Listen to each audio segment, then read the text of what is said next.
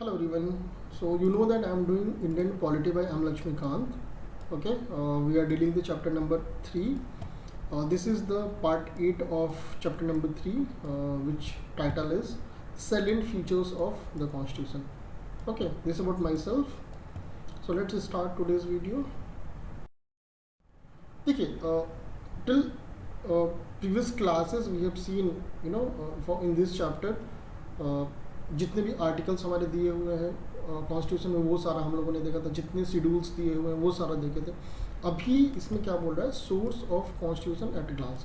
मतलब हमारा कॉन्स्टिट्यूशन ऐसा बोला जाता है कि इट्स अ बोरोड कॉन्स्टिट्यूशन. ठीक है, कि अलग अलग कॉन्स्टिट्यूशन से चीज़ें ली गई हैं, बट ऐसा नहीं है, लिया गया है चीज़ें, बट वो उस टाइम पे जो भी उस समय के फेमस कॉन्स्टिट्यूशंस थे उसके थ्रू हमारे जो कॉन्स्टिट्यूशन मेकर थे वो गए और फिर वहाँ से जो भी चीज़ें उन्हें ठीक लगी कि ओके हाँ ये सब सारी चीज़ें होनी चाहिए, तो उन्होंने पिक किया and they have modified also. ऐसा नहीं कि जैसा उसमें लिखा है कि वैसा ही बस ला के डाल दिया. No, they have modified and they have represented in such a manner which can helpful for our country और the people of the country.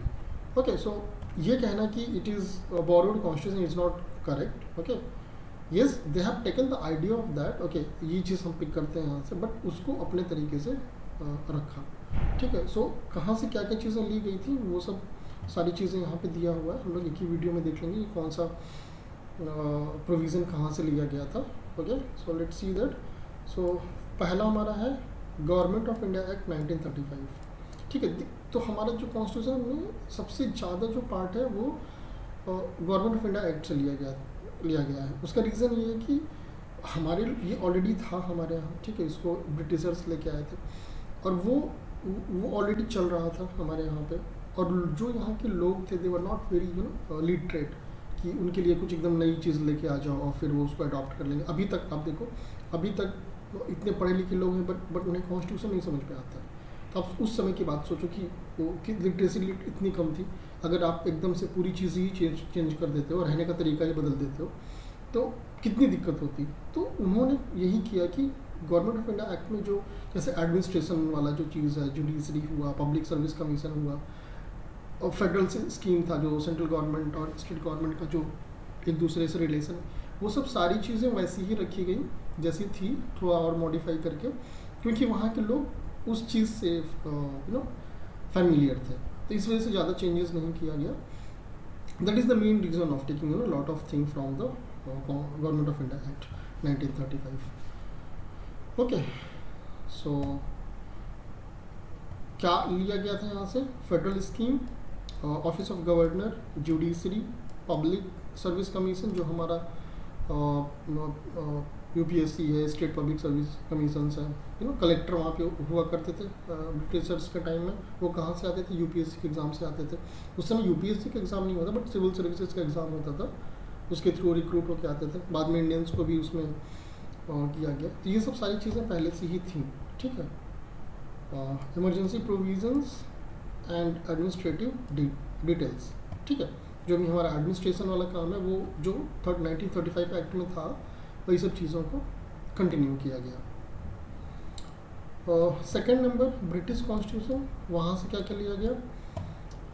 यहाँ से parliamentary government, rule of law.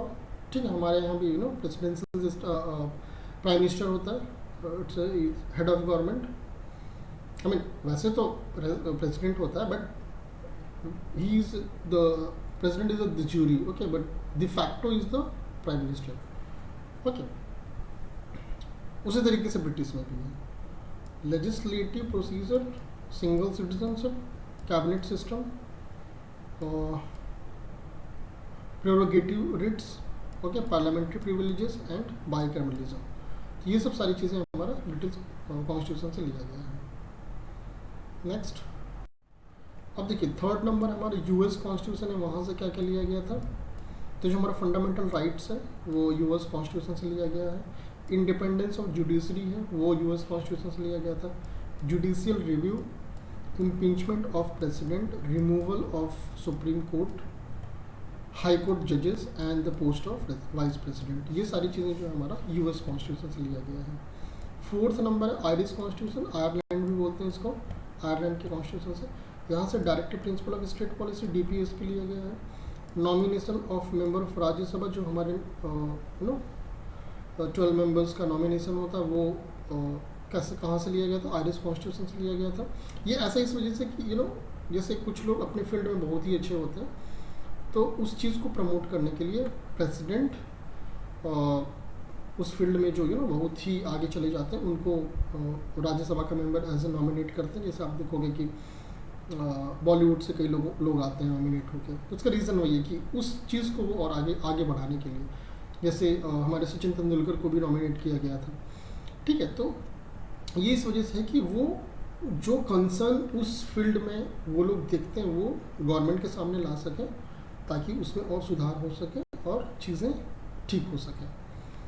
Okay, so I mean this has been taken from the Irish constitution, method of election of president, ठीक है। ये भी हमारा Irish constitution से लिया गया था। आयरलैंड भी बोलते हैं, अगर एग्जाम में आयरलैंड लिखा हुआ है तो आप उसको आयरिश कॉन्स्टिट्यूशन ही समझिएगा। Next one, fifth one, Canadian constitution. यहाँ से क्या लिया गया था, federation with strong centre, wasting of residuary power in centre, appointment of state governors by the centre and advisory jurisdiction of Supreme court, ठीक है। तो ये सब सारी चीज़ें हमारे कैनेडियन कॉन्स्टिट्यूशन से लिया गया था। Sixth number, Australian constitution. यहाँ से क्या लिया गया था, concurrent list, freedom of trade, commerce and intercourse and joint sitting of 2 house of parliament, ठीक है। जब भी डेडलॉक की कंडीशन आती है तो जॉइंट सिटिंग होती है, तो वो उसका जो तरीका है वो कहाँ से लिया गया था, वो ऑस्ट्रेलियन कॉन्स्टिट्यूशन से लिया गया था।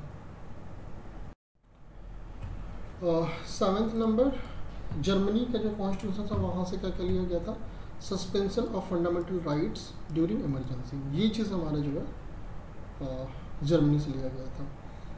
एट्थ नंबर जो है, सोवियत कॉन्स्टिट्यूशन, उस समय USSR था, अभी रसिया हो गया है। तो यहाँ से क्या चीज़ें ली गई थी, fundamental duties and ideal of justice. कहाँ किस में justice, social, economic and political, इन तीनों चीज़ में जस्टिस।